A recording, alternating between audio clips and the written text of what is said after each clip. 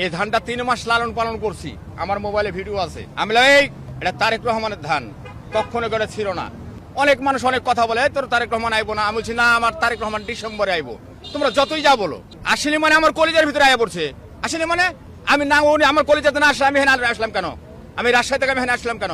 আল্লাহ যে আমার কি খুশি করতেছে বা কি মনে ভিতরে আনন্দ লাগতেছে, এটা একমাত্র তারেক রহমান যেদিন আইবো সেদিনকে দেখতে পাবেন আমার এই পাগলের খেলা।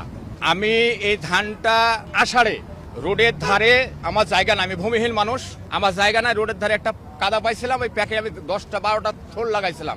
এই ধানটা 3 মাস লালন পালন করছি, আমার মোবাইলে ভিডিও আছে। করার পরে এই ধানটারে যখন পাকান ধরলো বুঝছেন, তখন অনেকজন এসে ছিঁড়ে লয়ে জায়গা। আমি এটা তারেক রহমানের ধান, কখনো করে ছিল না। তুমি বিএনপি করো? আমি হ্যাঁ আমি বিএনপি করি। কে সমস্যা আপনার? বলে না সমস্যা নাই। তো ধানটা জোর করে যা হোক এতটুকু পাইছি, আমি আমার ভাগে এতটুকু পাইছে।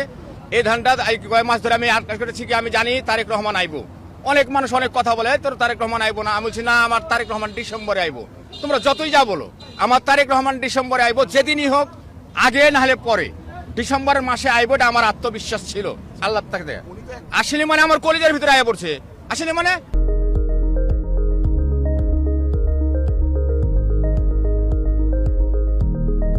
আমি না, উনি আমার কলেজেতে না আসলে আমি এখানে আসলাম কেন? আমি রাজশাহী থেকে আমি এখানে আসলাম কেন? বাবা, এই ভাষাতে প্রকাশ করা যায় না বাবা। আল্লাহ যে আমার কি খুশি করতেছে বা কি মনে ভিতরে আনন্দ লাগতেছে, এটা একমাত্র তারেক রহমান যেদিন আইবো সেদিনকে দেখতে পাবেন আমার এই পাগলের খেলা। আমার তারেক রহমানকে যে আমার কতটুকু ভালোবাসি, এক আল্লাহ রাসূল ছাড়া কেউ বলতে পারবে না। আপনারা তো মানুষ আসছেন, আমাকে দেখতেছেন, আমার সাথে ভিডিও করতেছেন, আমারই করতেছেন, কিন্তু আমি যে তাকে কত ভালোবাসি।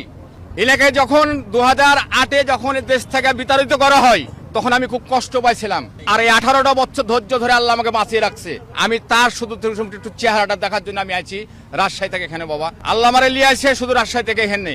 আর কিছু আমি বলতে চাই না, কারণ আমার বাড়িটা জেলা রাজশাহী, গোদাগাড়ি থানা, পোস্ট কাকনহাট, গ্রাম দরগাপাড়া। বাংলাদেশের প্রত্যেকটা নাগরিককে আমি বলতে চাই যে তারেক রহমান আমাদের সাহেব যিনি নির্দেশটা দিবে, এটা আপনারা সবাই মানবেন।